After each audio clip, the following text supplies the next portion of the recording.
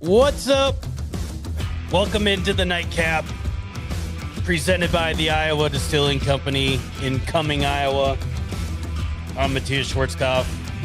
With me, as always, is Levi Stevenson and Dylan Sander. What's going on tonight, fellas? Just a classic mid/late April Wednesday in the middle of spring football where we actually have like a spring thing to talk about, unlike where we had like the middle 6 or 8 years of Campbell where we just didn't have a spring game or anything. Well, we technically still don't have a spring game, right? It's a spring showcase, whatever that means. Yeah. Yeah. I guess we haven't had a Yes, true sir. spring game in quite some time. What if old Jimmy Rogers brings them out like WWE style, just like entrances only, and that's it? That's your showcase. They put some videos up on social media today with them all like trying to hype people up to go to the thing tomorrow or on Saturday. And there's also a surplus sale in the Sukup End Zone Club. Which is absolutely crazy.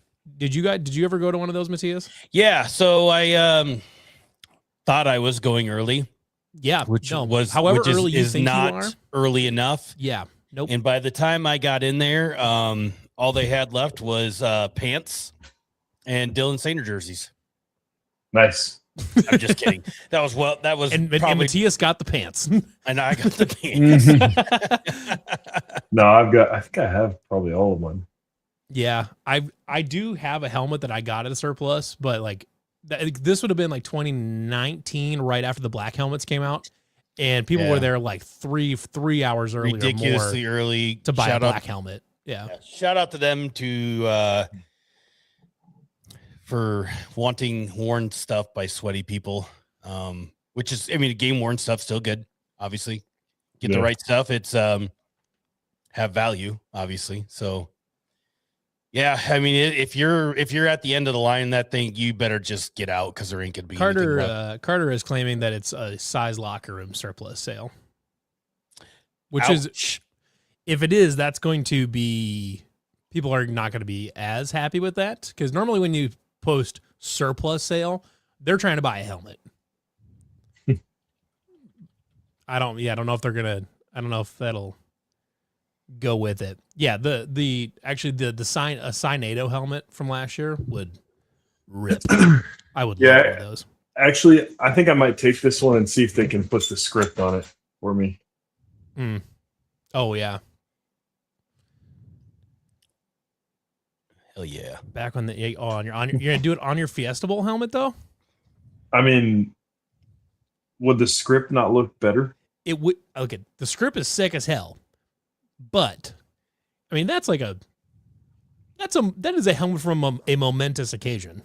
I will say the Iowa State Athletics Twitter page on April 21st, which was yesterday, posted Iowa State surplus sale, deals up to 90% off Iowa State Cyclone merchandise. It doesn't say anything about Size Locker, but let me look. That's apparently Size Locker is one of the hosts after you click into Facebook. So okay, well, interesting. Austin says he needs a pod worn hat from Matthias for sniffing purposes. Listen, Yeah, we're selling pod worn underwear. Yeah, absolutely. Bath water. Pod worn underwear. Yeah. Someone asked me what I'm drinking. This is a tea and lemonade sparkling ice. It's nothing fancy. Oh, I kind of looked at that like he thought you were high and drunk, basing that the surplus sale off of not Size Locker Room. Oh, well, no, because he was the one that said it, that there was a surplus sale for Size Locker Room, and then he asked what I was drinking. Right. And then he asked how much for the helmet. That'd be weird if he just immediately started gaslighting me, telling me I must be high to think that was what's happening. Yeah, fuck you and your information. Austin wants Dylan to box him for charity. Oh, one of my good buddies is a professional boxer. I do know a thing or two. Well, but he's a professional boxer, but I mean, are we giving time for prep here, or are we just going straight into this thing? The classic Batman argument. I think I need some time. Like how much time though? Because, you know, I don't know exactly how big Austin is, but I'm guessing you probably got a few inches and a few pounds on him. Austin says he's 6'6", 305. Oh, Okay, we're same size. That's okay. Did he just look up your your information? It was like, yeah, that's what I am. He looked it up. It was like 6'7", 270, and he's like, yeah, he probably put on 20 or 30 since then. So yeah. Well, you know, that would be funny. The problem is, yeah, see, I don't know. Speaking of our sponsor, Iowa Distilling down in Cumming, Iowa, I will be down there Friday night with Jake Brend and I don't know, maybe a few other people if they decide to show up. But for sure, me and Jake Brend will be down there on Friday, enjoying a drink down in the. Truly distillery. unfortunate that you have to hang out with Jake Brend. I know. It's honestly, that's what we're doing for charity right there. Yeah, I mean, you are hanging out with Jake for charity. Yeah. Or, you know. I mean, we do it for the kids. Yeah. Absolutely. I'm not sure how I'm going to help him, but he may be beyond saving. But it'll be Jake, Brand, and I think Carter said he's going to be down there on Friday as well. If anybody else wants to meet down there at the distillery in Cumming on Friday, I will not be down there, Chris. I have a engagement that I have to be at for a work event, so I have to pay the bills. What kind of work event are we doing here? I had to do a training for a customer of ours On a Friday night? on a Saturday. What Yep, time? from 8 a.m. to 2 p.m. Where? in Spencer, Iowa. You can make it. Doesn't the showcase start at like 1? No, you come down for the drinking Friday night. Brother, I know how that shit's gonna go. Okay, there ain't gonna be no return to Spencer. This is true. This is also you could consider That's this to be a fair. working function. But we'll just let the intern Jake handle that stuff for me. That's what he's there for. Yeah. Yeah. So, anyways, if anybody's going to be available Friday night, wants to head down there, we'll be down there. My guess is probably in the 6 to 7 o'clock range, but we haven't really planned it out yet.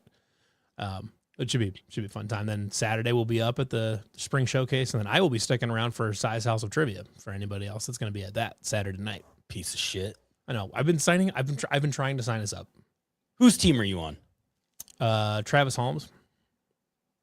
Well, where's Travis? Is he in the comments? What the fuck, Travis? Well, you have a work engagement. I don't care. Oh my gosh. Speaking of the showcase.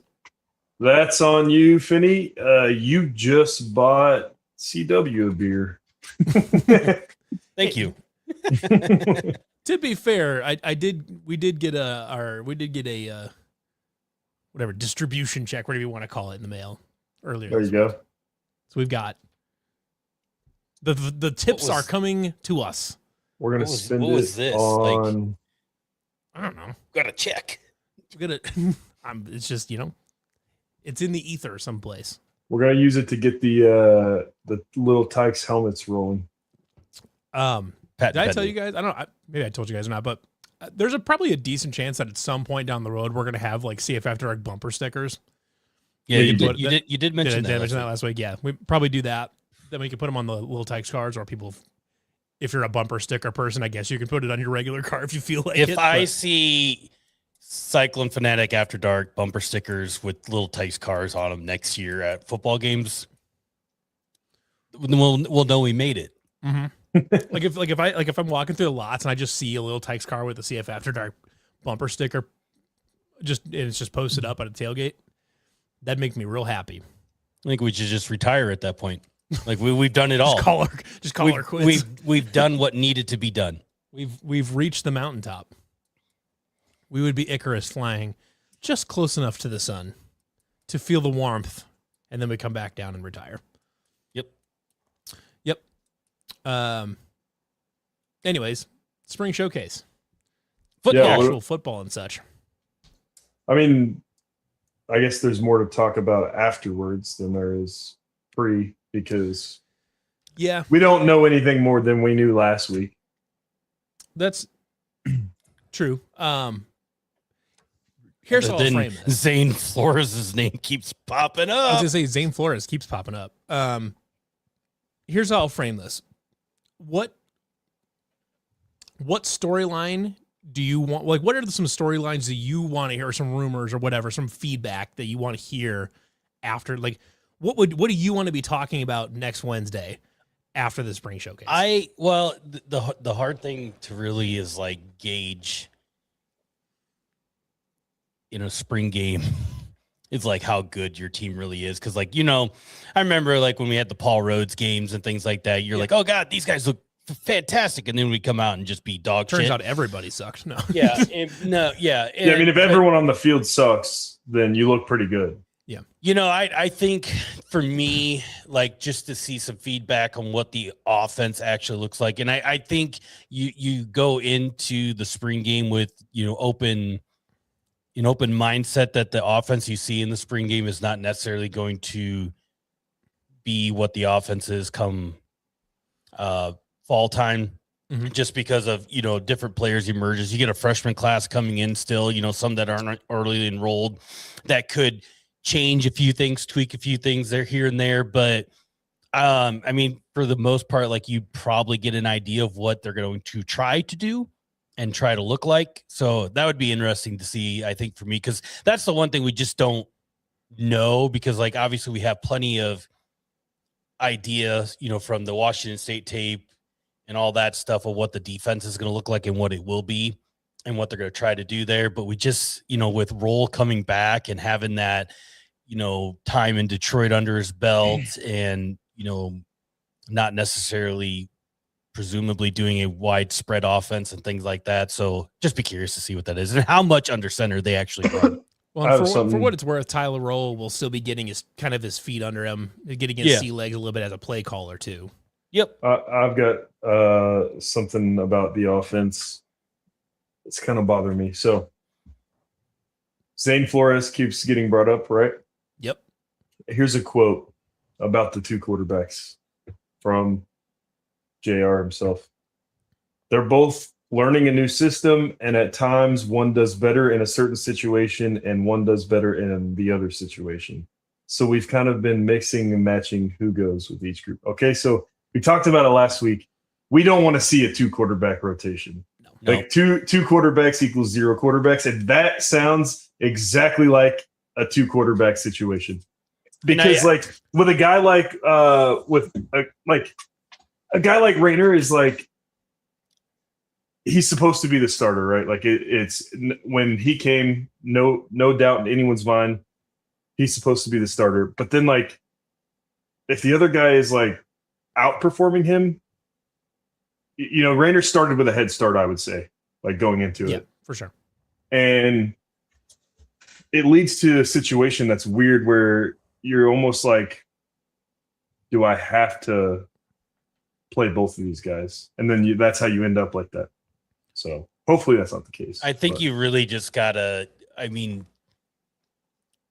situations now they might be doing better than the other, but and maybe you can answer this a little bit better because obviously you've been through the whole spring practice portion of it and then going into fall camp. But, and I'll just kind of, because I don't, like college is so different from like the NFL. Like, like what the NFL is doing in like their spring programs, like how much install they're actually doing and things like that.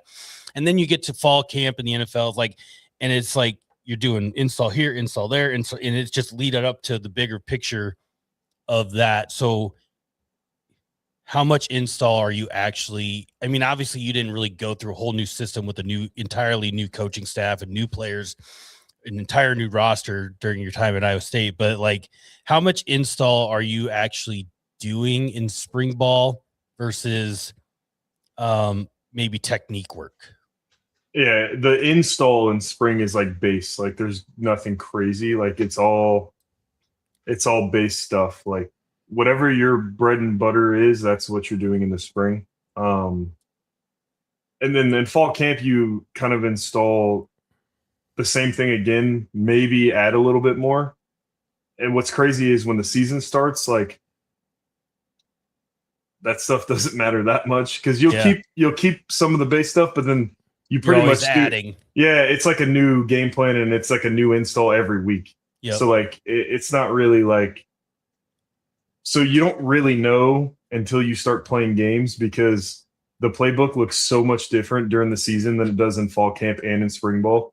So, I mean, well, especially like right now with them learning a new system, I'd imagine a lot of the install that's happening right now is more so about getting terminology down for different sets and different concepts and things like that versus like, and it's annoying. Like people, every like the sets are all the same. Like it's all the same stuff, but then like everybody that has their own system and they call everything different. And for the most part, everyone runs the same plays, but like they use different terminology. Yeah, right. And so like it's kind of hard, especially if you're a freshman, it's a little easier. But if you've played in a different system in college, then it's a little harder because you're like, well, I know this formation as trips right, but this guy wants to call it something else. Like, so it's kind of hard to like rewire that when you learn something already. But I not in football, but I work in the construction industry as an estimator, and construction is a lot of the same way where like if you go out in the field,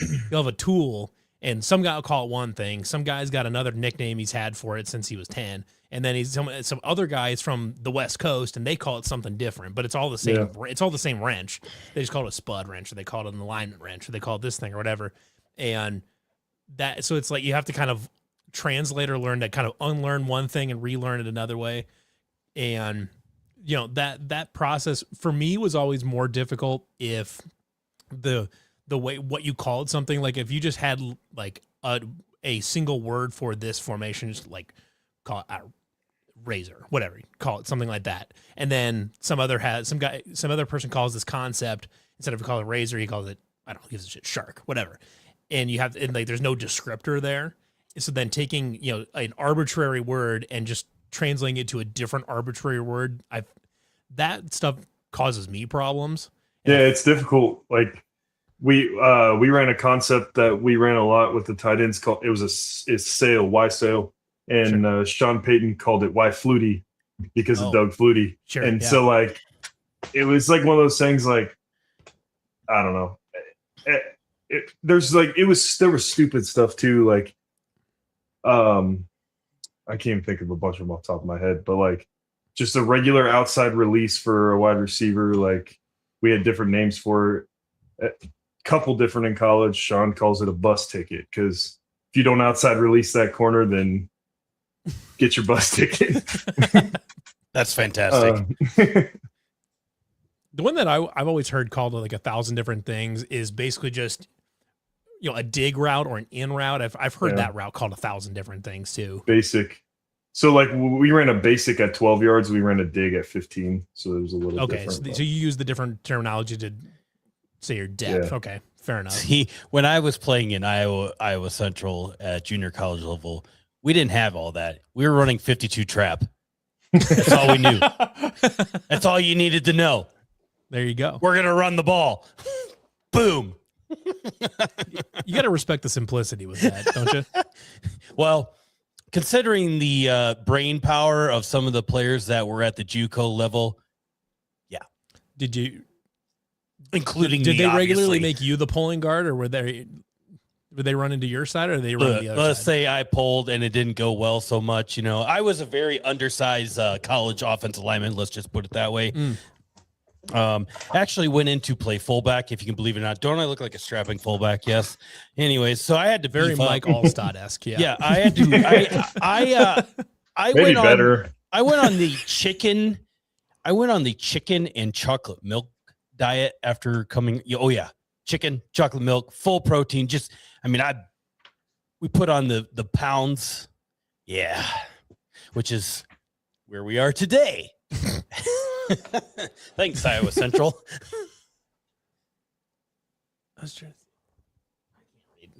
I was at 205 going into college to play fullback, and left Iowa Central at 285 pounds. Oh, Jesus. I'm not gonna lie, man. That's That's too much. Crazy. That. I feel like that's too many pounds to gain because you're there for 2 years, right? Mhm. Yeah. 40 pounds a year feels like a lot. Hey, chocolate milk and chicken, my friends. It feels like It's pretty much that is pretty much it. Nuked his metabolism for Pee Wee football. It's pretty much Dylan, it. this is violence. This was you getting shit on in that one block that you got blown up on the against Oregon. Yeah. Oh, he asked about it. How much shit do I? My friends give me shit about that all the time. I feel like you explained it one time as like you did. Yeah. So what happened was, one, I had got staples out of my ankle like less than a week before this, but I'm high. Dylan's giving his body up for the Cyclones, Austin, and you're fucking trashing him. I don't care. My friends don't ever let that one die. To be fair, on tape, it's pretty funny. Yeah, it is. And it's funny because I was ESPN 2 weeks in a row because in the Big 12 championship. Oh, sure. Yeah. I nuked a guy like that. So we're on like play a lot of the first drive of the game.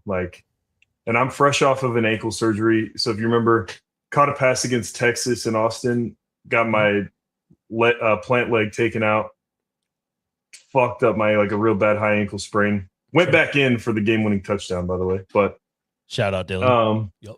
Then I missed senior night, and then we had a week off for the Big 12 championship. So I had surgery that day of the Texas game, and then they put in 3 tight ropes that they do for the high ankle sprain, a couple screws, and then got the staples taken out. Going to the Big 12 championship, and then I was just drugged up for those last 2 games, wearing a space boot. So we're on play whatever, 14 or 15 is a long ass drive. Time of possession in the game was crazy, and for the last 3 plays, I'm looking over at Mouse. I'm giving him the, hey buddy, I am fucking dying out here. Your 270-pound tight end has 14 plays in a row. That's pretty crazy. And he just keeps calling plays. Mouse and I'm fuck it, run. No, he's just signaling plays in. When I'm giving him this, I'm like, you motherfucker. He's doing the sign. He's son like, of a fuck you, you're staying in. And Fuck yourself. Dylan's asking for he's asking for a flotation device, and Mouse keep swimming. So here's what happens. I get the play call, and I'm sick, awesome, right? I'm split out to the right in the slot. All I have to do is go in motion and run to the other sideline. I don't got to block nobody. I don't have to do anything. Go in motion, run to the other sideline. Because we do that where I'd come out and I would hammer the kid on the end of the line. Yeah. But this particular play, I just run to the flat, to the boundary. A guy has to go with me, and that's it. I'm all right, I'll jog over there. I'm trotting along, dude, and you can see it on film. I'm boo, boo. Yeah. The guy just decides he wants to I'm looking at the sideline, and he just wants to put it right in my chin. And honestly, I'm glad I didn't see him because, if I was supposed to block that guy and I was running full speed, it would have hurt a lot, both of us. Well, but the ones when you're not, when you don't see him, wasn't it? No, it was some other kid. Oh, okay. Locked Kayvon Thibodeau up that game, by the way. You check the tape, but yeah, I wasn't supposed to block him, so I wasn't even looking at him. But I'm glad I didn't see him because those don't hurt as bad whenever you the ones where I'm meeting is the guy. Claiming that it would have been essentially targeting. So, well, I mean, I don't care about that. I'm not a pussy, but it just I didn't see the guy. It just it happens. You get blindsided. I think the coolest one was when I caught a ball against Tech over the middle at home, and I was actually sprinting, and a safety took my shoelaces out, and I got flipped on my head. And my helmet squished against the ground perfectly when I landed on my head that it came off, and it flew 50 feet in the air. It was cool. I came to sideline trainers were like, "Are you okay? I thought your head popped off." But it was funny. Yeah, those were some electric games, man. After having a surgery and playing, I didn't practice after that surgery at all. Right. You can go to YouTube and watch 8 minutes of Dylan Sainer versus Oregon in the Fiesta Bowl. Yeah. 16 seconds of Dylan Sainer makes a 19-yard touchdown catch against Prairie Grove. Is that on Dylan Sainer's YouTube channel or No? Boost Performance introduced Dylan Sainer. There you go. Anyways, let's watch this. Yeah, after the surgery, those 2 games were fun, man. Because like I wasn't practicing and I was working with one of the strength coaches the whole time during practice to try to get ready to play.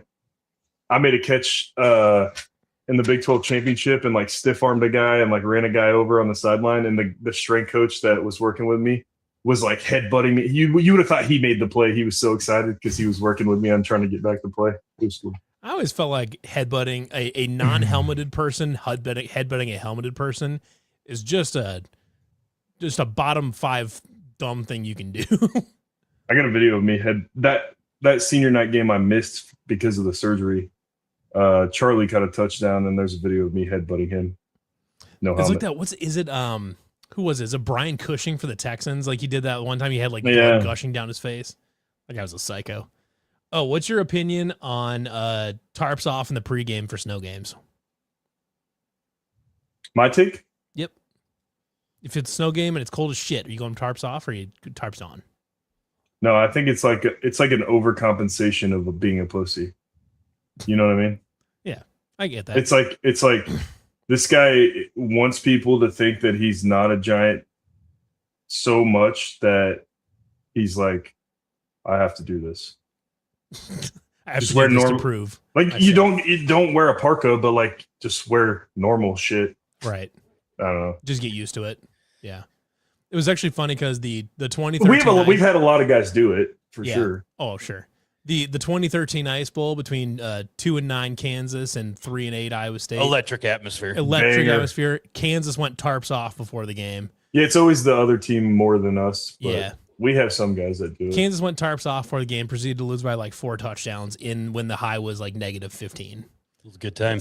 That's no good for Kansas. Yeah, but it's just like, it never made sense to me. To be fair to Jeremiah George, he probably earned the right to do that. Jeremiah George was a tough son of a bitch. We did it in high school one time, but like we were in high school and dumb. And it doesn't really get that cold here, so like. Sure. Well, I said the offense. Dylan said 2 quarterbacks. Levi, what do you? Well, the 2 quarterbacks, we're not going to know Saturday. I don't. Right. No, we're not going to get any clarification to that. And to expand on that, I think it's partially because reading between the lines here, Jalen Raynor is a senior. He's athletic. He's played 1 million snaps of football. He's kind of like if it's a tie between him and Flores, you go with Raynor because there's just more intangibles working in his favor. But what that tells me is that there's some acknowledgement there that Flores is in ways in certain things he's better than Jalen Raynor at certain things, and that he wants to like keep him engaged in everything and wants to keep him confident, thinking that he's going to be the starter next season. Or later this season, I guess, if Raynor is not any good. But to me, that's what it feels like to me. You're reading between the lines a little bit, is like both of these guys are good, but if we have to flip a coin, we're going to go with Raynor because of his athleticism and because he's played 1,000 games. Well, we can hope it's that, and it's not like setting up for we're going to use 2 quarterbacks. I would be pretty blown away if it's a 2 quarterback situation, because I feel like it's such well-known, like it's such a well-known thing that like having 2 quarterbacks is not having a quarterback. I think it's just so well-known. It's so like boiled and ingrained into every single coach now that like they know that they've got to decide on somebody. Yeah. I mean, it's different. Like it's okay to have like a Taysom Hill or a Joel Lanning that like has a package. Like that's different than right. Yeah. We're rotating every drive. Unfortunately, I think we live in a world too with this offense without playing a real game and just knowing what we have and what can be. Unfortunately, we live in a world where, I think when you have those defensive starters come in, like I think that's going to be your guys. You might have a few guys that peak and take some starting snaps or more snaps from other guys, defensive side ball. And that's a little bit easier to kind of make those changes throughout the year. But like, I think offensively, like we're going to find out some guys in the middle of the season that just aren't going to cut it. And they're going to have to make those changes and hope that it just gels from that point going forward. But I do think this offense is going to struggle to find its footing early on. And we talked about it last week. Like, it's fantastic that we have Kyle Conradi coming back and could boot some long field goals and things like that. So, because they're going to struggle to score some points, and you got to find a way to put points on the board. So you got a weapon like that. So, I like this point here by Redbird. That Roll was an OC for North Dakota when they won a title, and Jimmy won a title with South Dakota State. Like, yes, it's a lower level, but they still have a pedigree of winning in general. So like, they're seasoned and experienced, and they've won enough to know that two quarterbacks is just not gonna work. Yeah, I mean, outside of like I said, we're not going to get that answer, what that's going to look like, but. Yeah, I kind of just want to see like a football team, like I want to see like there's like zero expectation right now. I feel like maybe some people have a little bit, but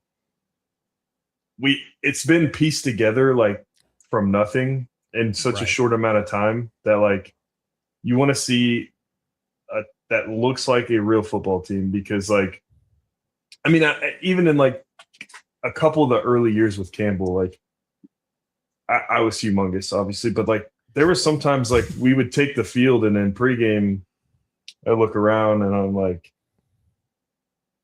Texas looks a little better than us, like on, just the eye test. So yeah, they just look better. Yeah. So hopefully we get like a decent eye test of a squad that looks good, because you got to pass that. We'll talk about the defense here in a little bit too, but like on defense, it'll look different. We will be physically smaller on defense because the linebackers are going to be 10, 20, 30 pounds lighter. So that's like they will be physically smaller, but anyways, on offense, I want to see what the running game looks like, because that's going to be the bread and butter of this thing, and I want to see how they use Flora and Petaway. And I just like knowing how solid I think the defense will be, and I think the defensive line will be a legitimate strength of this defense. Assuming that is the case, or if that is indeed the case, that the defensive line is really solid and the defense in general is really really good. If they can establish a running game with Aiden Flora and Cam Petaway, and we see some of that old school like North Dakota State shit where you're running like a gap behind two fullbacks type of thing, like some working of that off shit. Play action from there. Yeah, that kind of stuff. That's what I want to see. Like I don't need to see them. I don't need to see them airing it out. I mean, they're not gonna air it out anyways. No. But like I'm not really concerned with seeing Jalen Raynor complete 6-yard mesh routes to fucking Evan Boyd. I don't really care about that. But if that running game can get something, they can find some space. Maybe Aiden Flora can break one off or something against what I believe to be a pretty solid defense. That will be encouraging for me, because if you can run the ball, if you can play defense and you can run the ball, you're going to keep yourself in a lot of games. So that's kind of where I'm at. I'm not, aside from a quarterback being like absolutely atrocious and throwing a bunch of really terrible passes, I don't like, kind of like Dylan said, I don't think we're going to get a lot of clarity on the quarterback thing on Saturday. But if you can run the ball, you can run the ball. That's like pre-2019 Matthias. If you believe it, I've still got that. I've got that picture saved in my pictures folder. That is pre-2019 propane shortage Matthias, where my hair started to fall out. Yep. Yeah. Man, we skipped the comment. Do we want to talk about the 2021 Iowa game? The what? Because you didn't play in that, right? No, I did. The 2021 Iowa game? Oh, the 21. No. 19 Iowa game you definitely did. 21 Iowa game you definitely did not. Yeah, no, I didn't play in that. But what happened in the 2019 Iowa game? Was it the rain delay? That was the rain delay, and then what's his fucking nuts crashing into the dude on the punt return. Well, that didn't really matter because we hadn't. It's not like we were winning the game and that happened. Like, that's true. People put way too much emphasis on that. Like, we still had to score with like no time left. We did, but I think the reason people put emphasis is because at the time the offense was cooking at that Right. point in time, so people felt like, okay, if we get the ball back, we're gonna go. But We're gonna march was out it and was score. was that the game we were? No, that wasn't the game. When we were beating their ass and then there's a rain delay, like a long ass There rain was a delay. long rain delay. Yeah, Yeah, that was crazy. Was that game? Yeah, we were like spanking them, and then was the don't know. 2018 Drake game the worst game ever to play in? the worst. Not it, like the whole week of practice was terrible. Everybody was like, "We should not be playing in this football game." And then I think we got hurt. I think Bryce Meeker got hurt that game. Mm-hmm.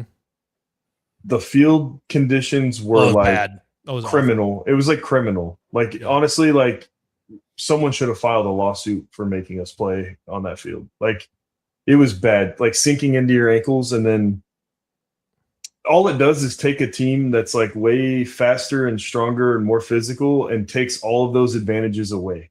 Like it takes everything away. Takes everything away. It takes away all the differences between an FBS team and an FCS team. Yeah, Yeah, I FBS was, team with no scholarships for that matter. yeah. Pioneer um, League team. I was out there for the South Dakota game. We scored like a 70-yard touchdown on the first play, and then they called the game. Yeah. Yeah, that was going to be. I can tell you that attending that 2018 Drake game was by far the worst attendance experience of my life. And I was there for the Utah beatdown in 2010. Like I was there, like I had to sit through the 70-7 Baylor game at the original Wallabies I location. mean, that Drake had been in like freezing rain for like 48 hours. Like Yeah. it was terrible. Like snow would have been so much better. To this day, I still don't understand why I was there. What was funny too is like people showed up, nobody tailgated, and they just let people, like there was no security at the game. People just Right. walked in, like there was Right. nothing, and it was You could park right next to the it was so stadium. fucking, it was so miserable. It was crazy. The 21 Iowa game, I remember that one though. I didn't play in it, but I remember watching it. I can tell you exactly what happened in that game. Oh yeah, Well, yeah. I mean, if you look at the stat sheet, we won in every single category: yards, of rushing, passing, everything. I think Brees fumbled the ball like on our own 5 or 6 yard line. mm-hmm. That doesn't help. Nope. And Brock threw three picks. three picks. So that'll do it. Hunter Deckers came in and led them down the field, scored a touchdown. That'll do it. Yeah, this is the great. Yeah, the 70-7 Baylor game was horrible. That was previously the worst shit ever, like of all time, up until the Drake game. I had to sit through that game at the original Wallabies location over in West Ames, eating the worst French dip ever created by mankind. I just sat there for 3 I'm hours. so thankful that in my entire career I never played in a game like that. Yeah, I mean, like In high school, college, ever, I never played in a game where I just got fucking shellacked. it was the bottom of the Rhodes era, meeting with the absolute tippy top of the Art Briles Baylor teams, which they cooked. That was the one where didn't Walters, he's like, or have to, he's like, well, I don't think it could get any worse from this point. Immediately they return a kickoff. Yeah, for a that's exactly what touchdown. Sorry, Hef, but it did just get worse. It got worse. Oh my god! And the funny, like, the Rhodes era did a good job of not getting totally shit on a lot. That definitely happened. The only time that ever really happened under Campbell at all was like the end of the 22 season when they played TCU, and TCU was gonna play for the Natty, and we were just not very good that year. Yeah, that was pretty ugly. But that was clearly like, we've given up. TCU's trying to get style points to get into the playoff and all that. Yeah. But that was really the only time we ever like got Shit on during that, demolished. yeah. Last game of the year. Well, that's a lie. The first Iowa game, the 28-3. Was it 28-3, something like that? The first time, the 2016 Iowa I game. thought it was more than that. It might have been 35-3. Yeah, I had surgery like the morning of that game and redshirted, so I never played that one. Yeah. But that one was kind of rough too, I guess. Yeah, there probably was one in that first 2016 year, but games that I was on the field. 38-3. It was 38-3. 38-3. Yeah, that sounds about right. But I mean, that was different times. Fortunately, the program is in a dramatically different place now than it was when Matt Campbell. Well, we hope. Fair enough. We hope. But at least this staff appears to be like treating the program like it's a perennial winner thing. Like they're not leaning on the we've never done this before as a crutch. I do want to say, like, to like our fan base, not that like everybody listens to this, not everybody will hear this, but like, if in fact this first year under Jimmy Rogers does not go as what people think it will, like there are some points in the season where it's rough. We get our ass kicked a couple of games, whatever it is. Like, considering everything that transpired, what you brought in, like, you could see a point in time where that could happen and things don't look so good, towards the end of the year. But like, you got to take it with what it is and hope that, obviously look at like the way the recruiting classes started, or this next recruiting class has started for Jimmy Rogers, some really good high-end talent. The 27 class. Yeah. It's So like good start. Three borderline 4-stars or 4-stars, depending on which site you look at. And the running back's name, who's completely escaping right now. From they're both Newton. They're both from Newton. They're both composite, like consensus. They're 4 stars. 88. They're 88s if on 247, I believe. Which for the 247 ranking, but they're composites in the 90s. Yeah. So you just gotta like, if shit goes south in year one at some point in time, like just be patient with it. Like, I think, and that's hard to say in the NIL era, but I think generally speaking, I haven't seen any Cyclone fans getting like too over their skis on this. I feel like most and they're people not, are but pretty like, measured. But like the normal human nature, like if that does happen in the middle of the season, there's going to be a group of people that are be like jumping off of a cliff. It's just like an interesting time because the program has never really had. I mean, we're coming off. Never had major adversity in 10 years. Or do we call him the greatest coach in history? I don't know. Campbell? He's up there.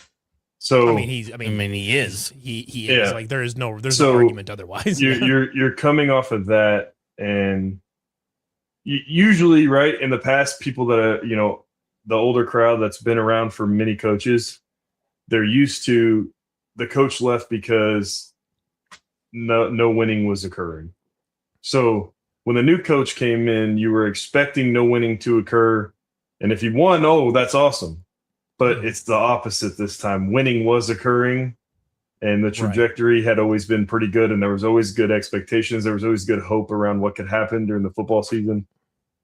And now it's just a little different mindset. Thomas, I would say, like, if there's 2 straight years of 5 and 7, like at the end of that 2 year, I think it would be fair to like ask a ton of questions. I don't think panic is the right word, but like ask questions. Start to raise an eyebrow, maybe. Yeah, you start to raise an eyebrow and be like, okay, so then you have to like look at this, like, okay, where's this thing pointing?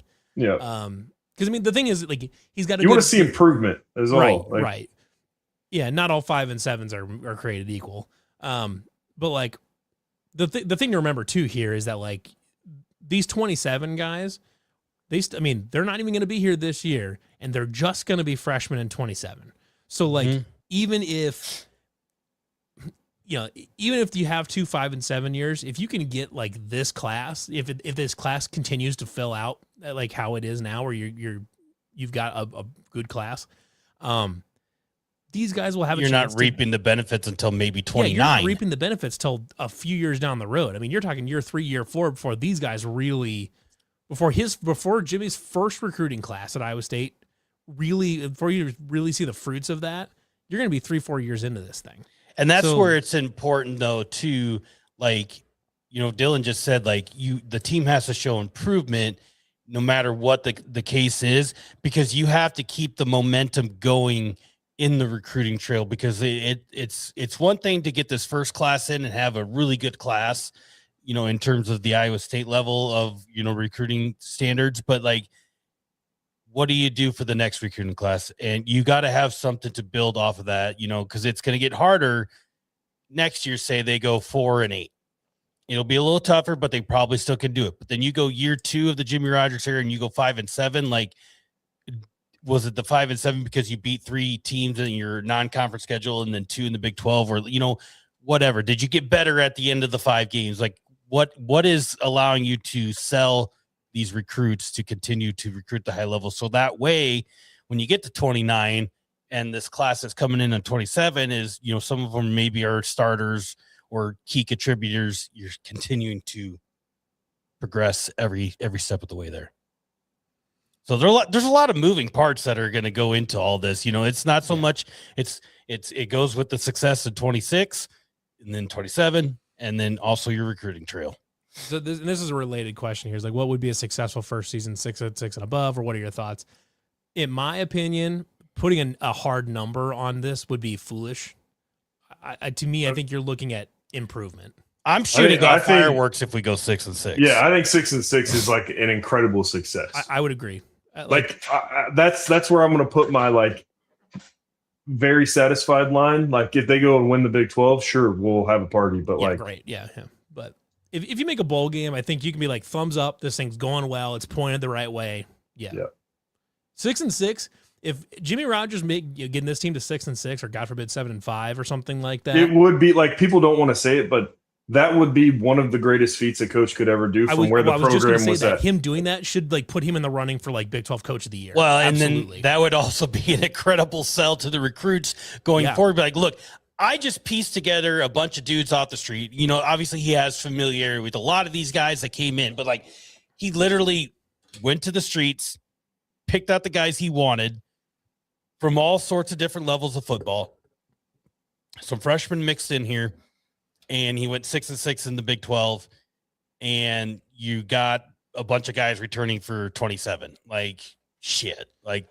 Where I'm optimistic about this is that if you look at what they prioritize in the portal, both in terms of winning this year and winning going forward, is they clearly prioritized the lines, the offensive and defensive lines, and then the rest of the defense. They prioritize those things, knowing that that's your bread and butter. That's what's going to get you. Yeah, that the defense and the lines set your floor going forward on how that sets your bottom end, and then the top end is defined probably by what the quarterbacks look like in this particular system on this particular team. But it's clear that they put a lot of time and effort into getting their lines how they wanted them. You can hide a lot of things behind a good offensive line and a good defensive line. So the comment is a good point.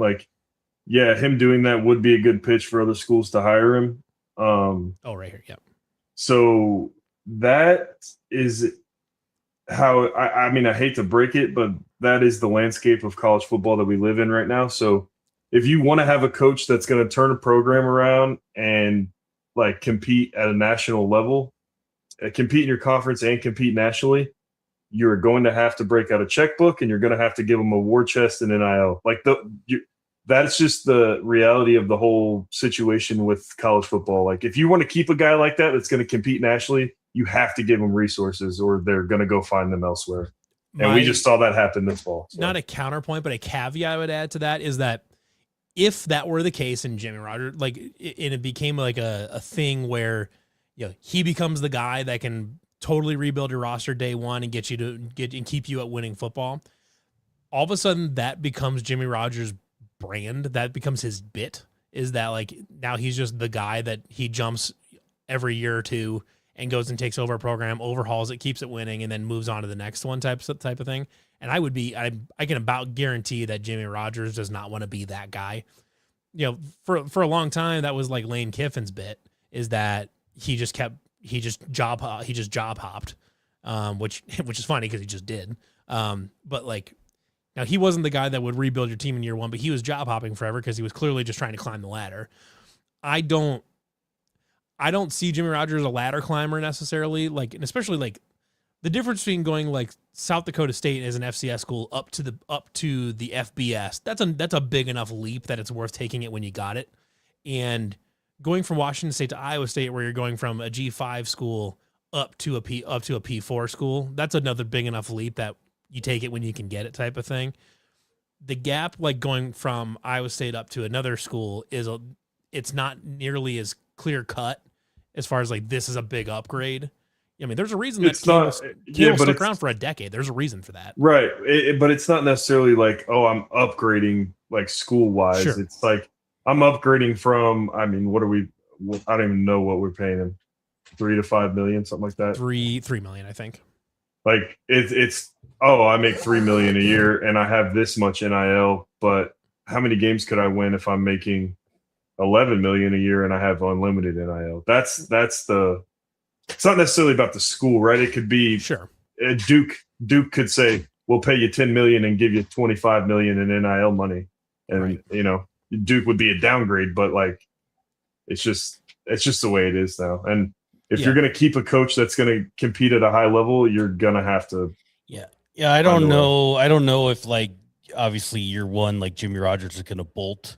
And that's not what I'm saying here. But like, no, I'm not 4 or 5 years, like, people made a big deal. They made a meal out of him, like jumping from South Dakota State and then jumping to Washington State in 2 years. They made a meal out of that. But like I was saying, like he's jumping very clear differences in the level of football. Whereas like now the up is not as clear of a difference. Like I guess where I'm leaning towards is like if you get Jimmy Rogers for 10 years, like you'll consider that an extreme win, but like don't be shocked if it's one of those things where he's gone in 5. Yeah, the problem is it's hard to know where his priorities lie. Like, is he a guy that wants to? People got priorities. Does he want to? Is his priority is that he wants to be the guy that stays for 10, 15, 20 years and just he's the dude where he's like the iconic face. Yeah. Campbell, that is Campbell. That is Matt Campbell, right? Sure. That is exactly that guy, and that's who he is. Yeah. He would have loved to retire at Iowa State with a national championship and 10 Big 12 title wins. He would have loved that. Absolutely. But he didn't feel like he could get there. And that's just the way that the game works in today's world. If you feel like you can benefit yourself, your family, and your career better, it's hard to blame people. Like, it's not a knock on anybody's character or who they are or what their goals are. It's just the way it is. Like players do the same thing. Sure. Coaches have been doing it for longer, but yeah. I don't know. I guess I mean the Audie Crooks thing. It's not about money, right? That's what everyone said. Yeah, I guess I just don't like. I look at TJ Otzelberger. Like, I could see him being here forever. Like.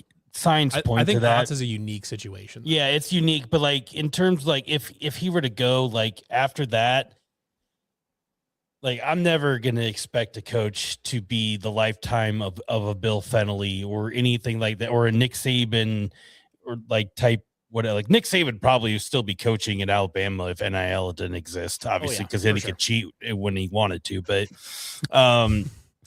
but it's what happened to the SEC. That's why they're falling off because they're like, now everybody gets to do it. Now everybody gets to pay their guys. Yeah. I'm not going to sit here anymore. Like I think we all sat here for years with the Campbell situation as he turned down job after job and things like that. Like we're like, oh yeah, he's going to be here forever. And then he finally did it. And while we were like upset, pissed, or whatever at the time, like you look back on it, we're not all necessarily surprised that he did it.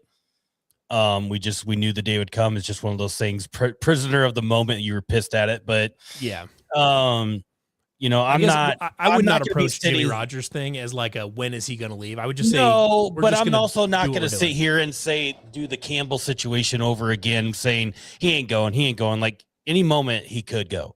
Yeah. It's just one of those things. It's just the nature of the way college landscape is now. We can't spoiled. Stop it. We've been spoiled with coaches that wanted to stay. Bill Fennelly, TJ, Matt, whatever. We got spoiled for a while with coaches that didn't leave, and it happened. It hurt. It sucks. But yeah, I mean, there's fans of programs out there that have a new football coach every 2 years. Like, yep, yeah. And I mean, look at a G5 Auburn. School. Can you imagine being a G5 school? It's like as soon as you win any games, your guy is gone. Yeah. Look at Tulane. Like John Summerall. They had what's his name went to Houston. And then they had John Summerall, and he left. Like Tulane can't keep a football coach now. Yeah, yeah. It's any G5 team that has any amount of success, their coach will be gone. Whether it's obviously like James Madison was able to keep their guy 1 year longer, but he ultimately went to UCLA. Like you might keep him for one more year. I'm trying to think of another guy that just signed another extension at a smaller school. But he'll probably be gone. He's gone now, but Jamie Chadwell stuck around at Coastal Carolina for a little while. while. That'd be one. He's at Liberty now, but like he stuck around at Coastal Carolina for a while. And Billy Napier stuck around at Louisiana for a while. And Liberty's really not. That's the funny thing about Liberty and like Coastal Carolina. Like, is Liberty really that much of a step up? Not really, but Liberty has more money than God. More money, yeah. Yeah. But yeah, it's just, I don't know. It's the reality of the situation of college football.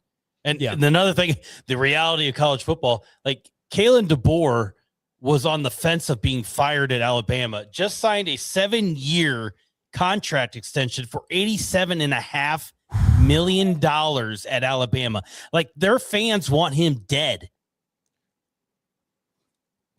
Yeah. I think Alabama would like to get I think Alabama wants to find their next Saban, and I think they realize that if they get in on the track that like Tennessee was on like a decade ago when they went through like Butch and Lane and all these, like, and they were just like every 2 years they got a different coach, and you just sit there spinning your wheels forever. I think Alabama probably recognizes that they can't do that because they have SEC money, but like sneaky Alabama isn't like loaded. Like they have money because they're in the SEC, but like as SEC's programs go, they're not particularly rich. Yeah, no, and now that everybody's on the level playing field as what Alabama was trying to do prior, or was doing prior, not trying, doing. Now it's the Alabama lore isn't as great as it once was. There won't be another Saban like that with NIL. A run like that won't ever exist at any school. I don't think. The only schools, there's only one. In my mind, there's only maybe two schools that will ever have a run like that again, and that is Ohio State and Georgia. Those are the only, in my mind, those like all roads lead to those two schools. Like eventually one of those two schools will eat the best coach or the hottest coach or whatever. Like whenever Ryan Day is done, Ohio State will have the choice of anybody they want because it is impossible to lose at Ohio State. It's basically not possible to only win 9 games at Ohio State. It's not possible. Well, you can lose to Michigan. They can do that. You can lose to Michigan, but you might still win a natty just because. And Ryan Day was on the hot seat for losing to Michigan. And then he proceeded to win the national title. And he was still on the hot seat. And still on the hot seat because he didn't beat Michigan. Yep. With Will Howard, who I thought was like very average. Oh, yeah. And it's just one of those things like in Georgia, Kirby Smart is the last Saban probably. And he'll be there till he retires, and then Georgia will have the pick of the litter.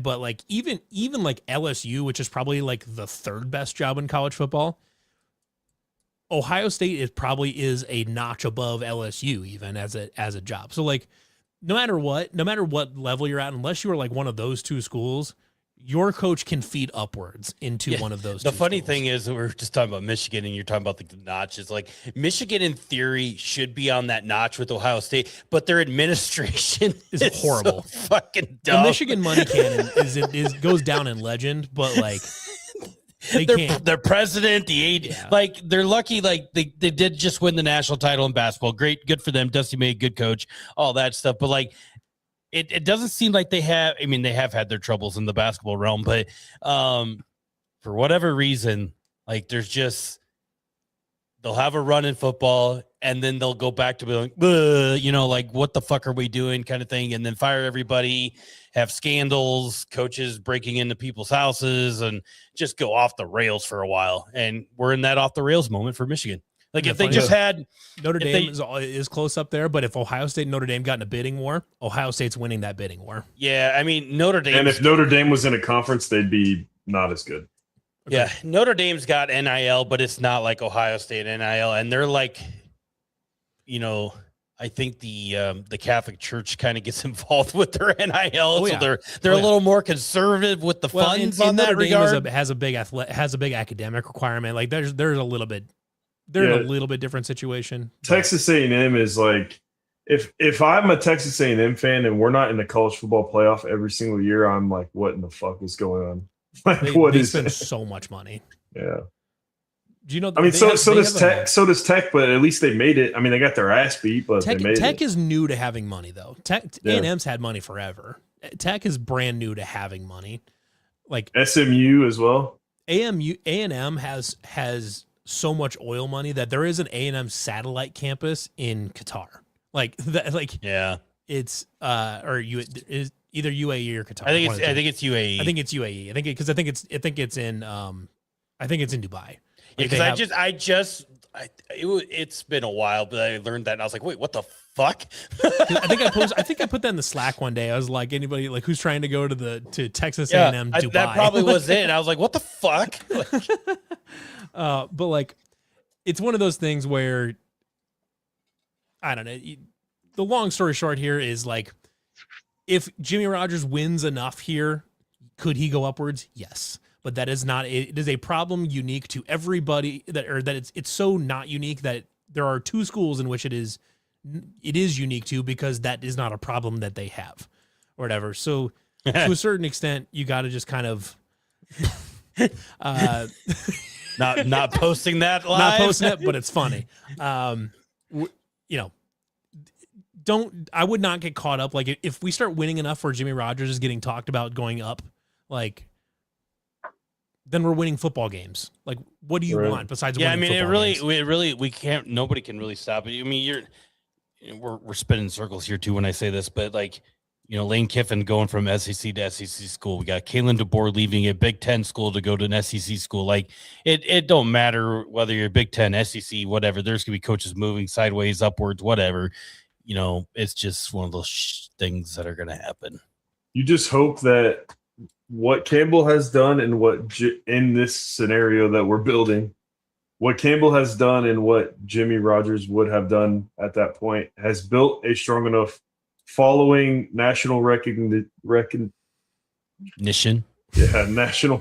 The CTE just eats. Dylan, me I just want to sometimes. let you know that Matthias had to correct you on how to pronounce the word. Well, I had it. I just He got halfway. I just finished it for him. Anyways, He was buffering. that Campbell and what Jimmy Rogers would have done has like built a good enough foundation, got enough national recognition that the foundation is there to carry you through. Like maybe a coach that's not as good as those guys, but the foundation is there and the school's respected enough that it can kind of keep churning it out. But Well, I can tell you that like when Matt Campbell took over, the program was not in a place in which like Matt Campbell's first class has two in-state 4-star players. Like the program was not in a place like that. And right now in Jimmy Rogers' first class, he's got 6 commits, I think, and 2 of them are in-state 4-stars. And there's another couple of them that are And all real the close. offensive linemen that are in that class so far are high they're rated. very good. Yeah, They're very so good. That's cool. I like that. Will Slagle is your next Trevor Downing, just in-state dude that Also, just plays football and farms. There are ones that are classified as interior offensive linemen, not just offensive line. That is something that Matt Campbell's recruiting classes just had offensive line, not because interior. we were just hoping we had enough to play. Like we were. Mhm. It's just when you look at that, I'm like, oh, interior offensive lineman, fantastic. Maybe he could play center. Yeah, the Campbell never really truly getting the offensive line under control until literally the last season he was here. It was And they still had some developing. and they to still do. had I some mean, issues, yeah. So it's like that was confounding to me because like he always talked about it from the beginning, and he just never got it under control. But I in my opinion, anyways, we never saw the same like investment in developing the line, recruiting wise at least, as we've already seen from Jimmy Rogers. They've clearly put an emphasis like that is priority number 1. We take care of the line and then we go. It's from just there. it's just so crazy though, because like you can, like I've said already, you can hide so much behind good lines.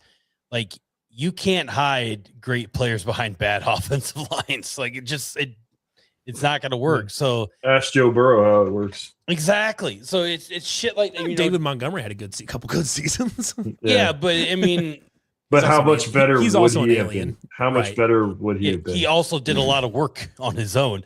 Yeah. But that's we talked about it too. Like we had, I mean, for the aside of the first couple of years, not so much, but like especially at the end, like the last 5-6 years, like the tight end play was really good, like every year. Yeah. And they put a lot of emphasis there. So like that did cover up a little bit. It helped. Yeah. Yeah. But it would have been nice if you could have split those guys out more often rather than having to have them supplement the offensive line so often. Yeah, right. I mean, it would have been nice if you would have been able to be a receiver more often than just having to be Yeah. a sixth offensive line. Well, that's why like we did the 2 tight ends. Like I would help block. Charlie can catch touchdowns, whatever. Yeah. Yeah. I think what you hope is that, like, you know, Paul Rhodes laid a foundation for Matt Campbell, who then built upon that and did what he did.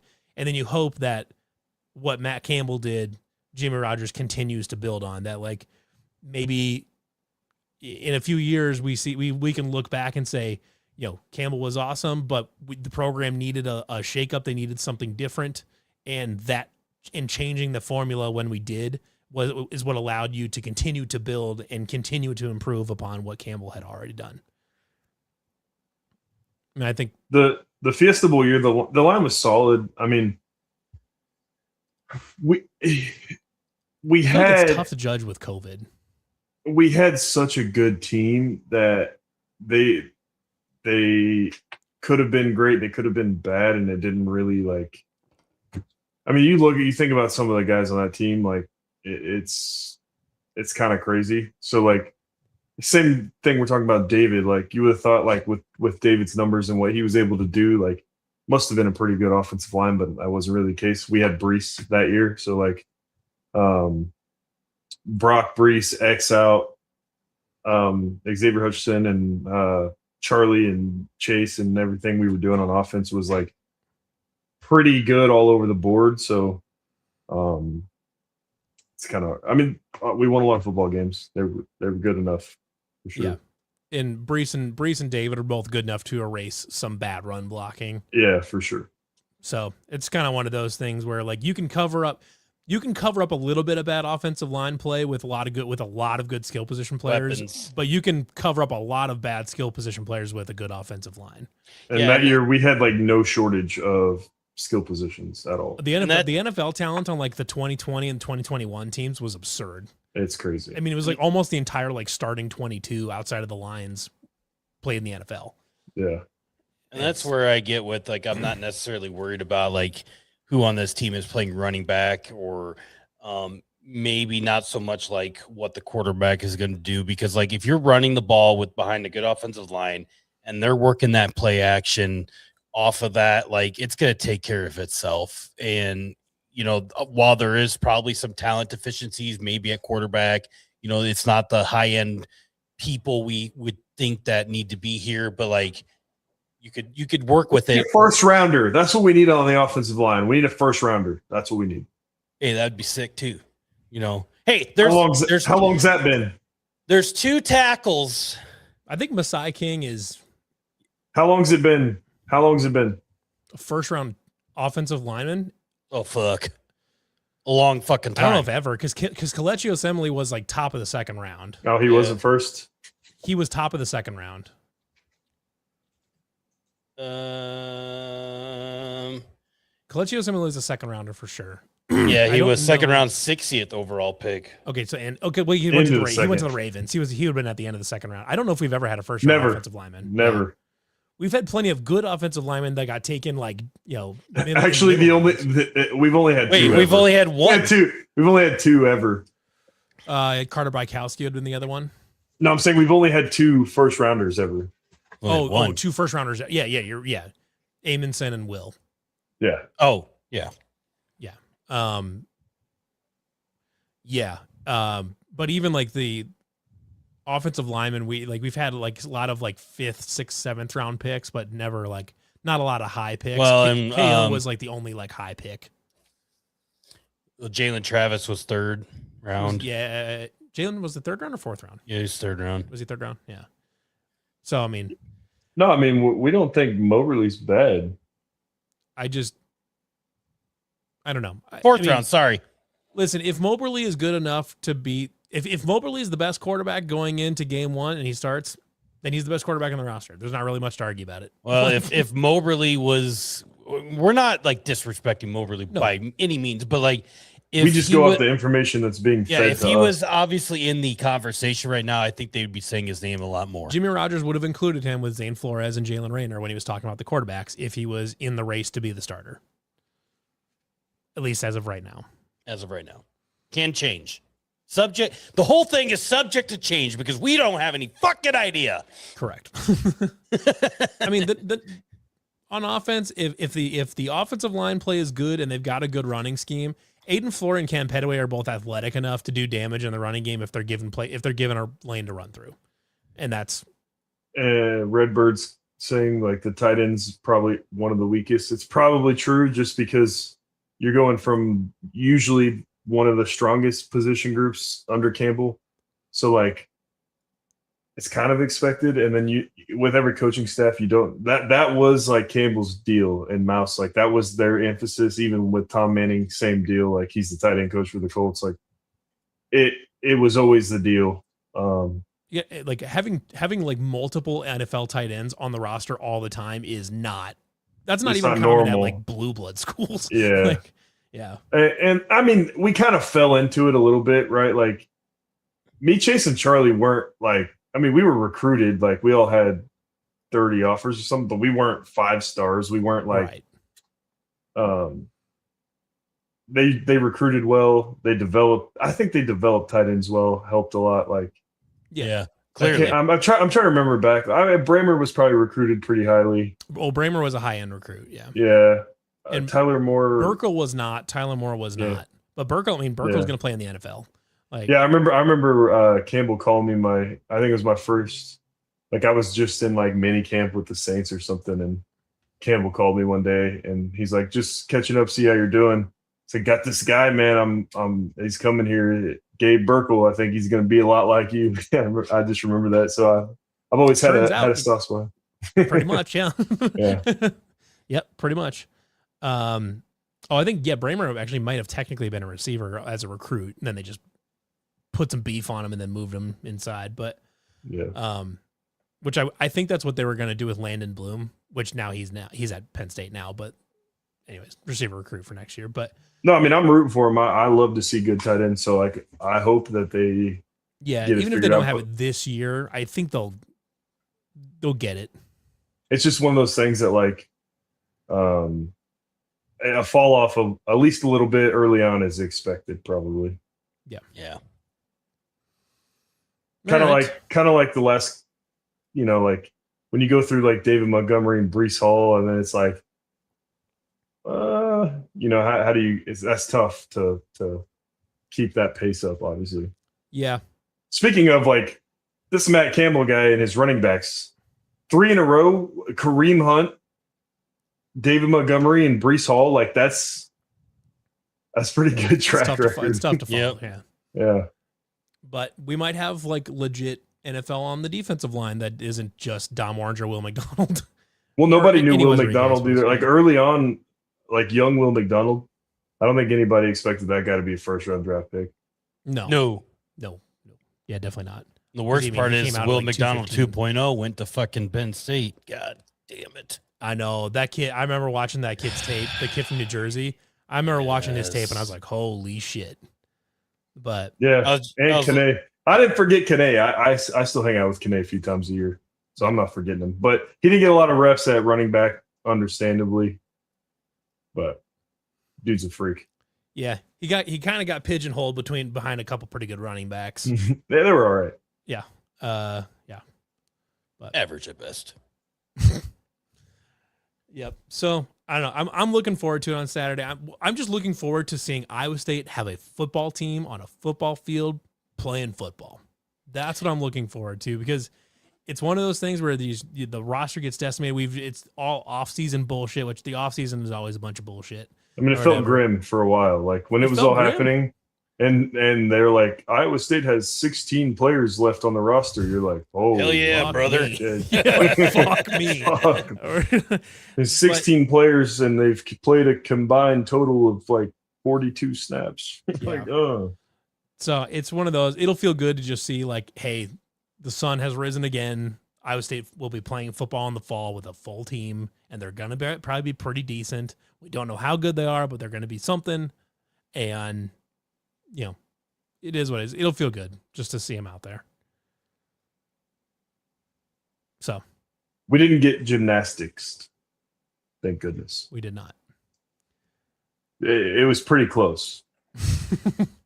I mean, it was about as close as you could get. Yeah, without cutting a program, we basically, you had a program that was cut, but then rose from the ashes. Shout out to the now women's wrestling program, though. That'll be fun. But looking forward because of everything that happened with that, like every single win this fall is going to feel so good. Oh yeah, big time. Dude, speaking of women's wrestling, like to start that program and then. And not necessarily fall into, because obviously St. John, Allie St. John's husband is the now associate head coach of the men's wrestling team. But like to have basically that decorated of a women's wrestler, like basically, and it's not like, falling into your lap, but it's falling into your lap to lead your program. That's like starting a brand new Power 4 football program and then grabbing Kurt Signetti or some shit like that. Like it's I don't Jesus. I don't know if that could have worked out any better. Obviously, she's still got to go out and put together a staff and then execute on building the first team. But like to have that level of knowledge of a women's wrestler and has won multiple world medals, done pretty much anything you could do as a women's wrestler, like come into lead your team first. Like, and the nice thing is that with Dresser leading fundraising, that program will probably be pretty well funded, and they're early enough to the game where Iowa State will pretty much immediately slot in as one of the blue bloods of the sport. And without initially starting the program when like the women's wrestling thing took off, but like getting in on it now and still having, they'll be the biggest program in the country outside of Iowa. Like that, or like, literally the University of Iowa. The number one women's wrestling team is based out of Illinois right now. Which one is that? It is the one who won the title this year. Their small school. It's McKendree University. So I just saw the announcement. Did they say what season will be? 27, 28. So not this year, but the next year. Yeah. But I'm looking forward to it. They got a good hire. That program will be in good shape pretty quickly, I think. So basically, you just got to beat Iowa and McKendree University. Mm-hmm. After we beat Southeast Missouri, let's all meet in the RV lot and get shit faced. We'll go to Steve Kemp's tailgate. We're gonna get shit faced in the RV lot. It's gonna be awesome. Yeah, maybe that's the game I should come up for. Home opener of Jimmy Rogers. Home opener for Jimmy Rogers, a team they should run over. And first win of the new era, it's going to feel real good. Weather's going to be nice or hotter than shit. Who knows? I don't even care if we beat SEMO by 2 points. I'm still going to act like we won the Super Bowl. Oh, yeah. I'm going to act like we just won the fucking playoff game. Yeah, absolutely. Yeah. Fuck your playoff. We just beat SEMO. Fuck you. We didn't have a team in January. That's exactly right. That post game is going to rip, man. That's going to be so good. Nice picture of Hunter Deo there. Yeah. Classic Hunter Deo. Is he still at Bowling Green? Oh, we get to play. Do we play Hunter Deo this year? Is Hunter Deo even alive still? Man, what a recruiting coup we thought that was. I don't think Hunter Deo's still currently on Bowling Green. 59-3. We score 59 points in the opener. We'll start talking noise. I'm getting like, and we're talking college football playoff appearance. 59 at least. If we put a 59 in the opener, I'm going to be jumping on that show with Corey Breda the next week, talking the Iowa game, and I'm going to be belligerent. Am I allowed to say what I want to say about that name you just said? About Corey? Yeah.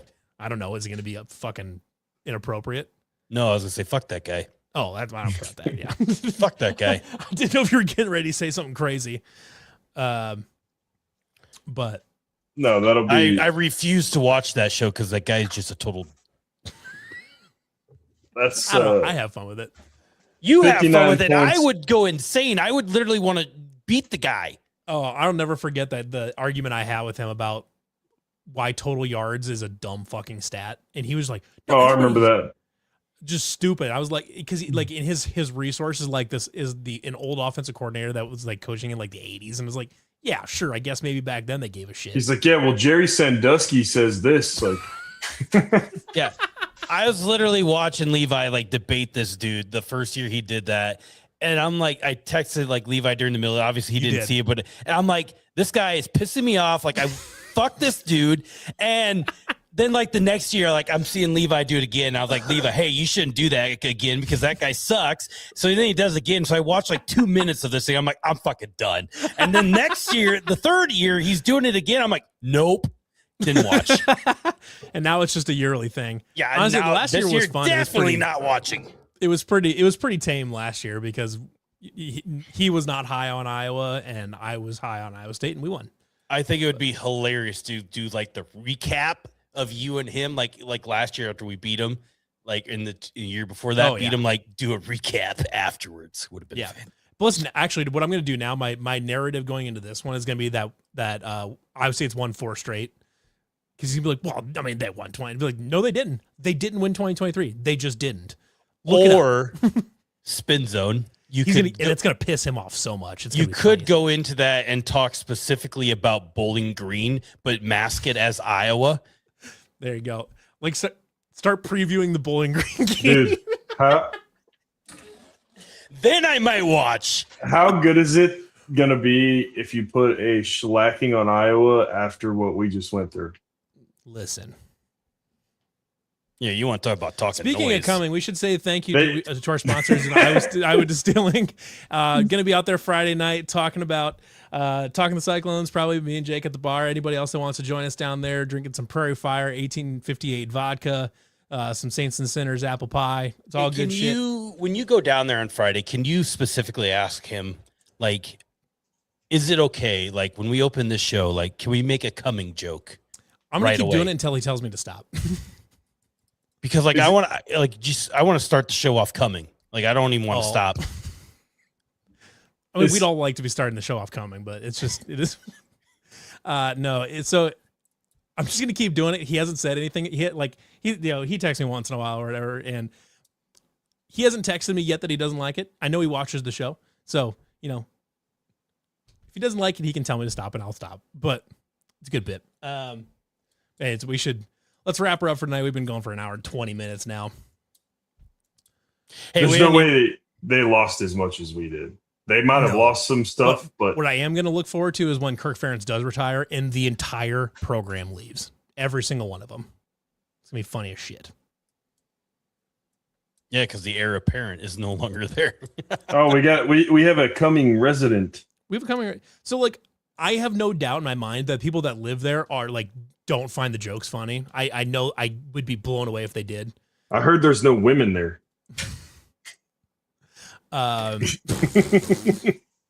No women, anyways. Yeah, because it doesn't exist. They don't do that. He said it first, and then he just took it another step. Just double down on it, yeah. So I have no doubt in my mind that you guys probably don't think the jokes are funny anymore, or whatever. Yeah, it probably gets old. Yeah, it gets I have old. no doubt it does. Yeah, but I don't know what to tell you. It's a little funny, but I think it'd be sick to live in Cumming. Yeah, that'd be like, where do you live? Oh, fucking Cumming. You what? You're what now?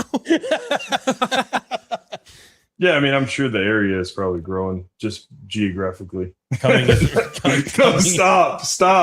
Let the joke die. Stop. I'm being not serious. To beat a dead horse around a bush, but we should probably.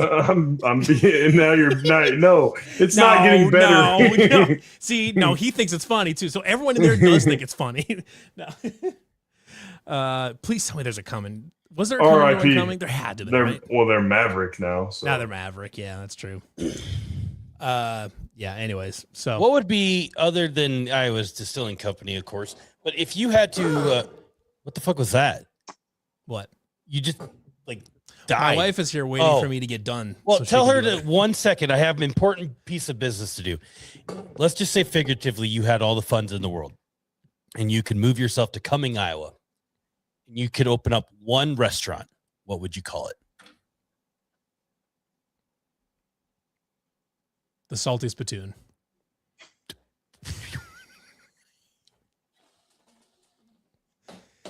Everybody, thanks for tuning in to this episode of the Nightcap with I'm Dylan, that's Levi, and Matthias, I don't know. I'm Dylan, that's Levi. Dick's Tap. Dick's Tap is good. Shit. Well, everybody tune in tomorrow for Levi's draft. Yeah, so tomorrow night, drafting? Yep, 8 p.m. It's going to be, Jackson's going to be hosting. Contestants are myself, Tom, Matt Van Winkle, and either Matt Nelson or Austin Keeney, whichever one shows up first. Full disclosure, Levi asked earlier in the week, hey, anybody want to hop on a draft pod on Thursday? I'm like, oh, yeah, NFL draft. I'm fucking in. And he's like, no, not that draft. I'm like, he's like, what are our talking points? And I was like, I don't know, picking players, you fucking goon. Like, you don't know shit. It's the NFL draft. That's what they fucking do. Yeah. So anyways, everyone tune into that. Tomorrow night we'll be live doing that. Jackson, and the topic is a surprise. So we'll, as soon as we start, we'll know what stat we're drafting or whatever category we're drafting. So everyone tune into that. We'll be live on all the normal channels and all that. So for Dylan, Matthias, I'm Levi. Thanks everyone for watching the Nightcap this week. We'll see you guys again next week. Or we'll see you on Friday at Iowa Distilling. We might see you Saturday at the Showcase or at Size House Trivia. See you guys again later. Excuse me.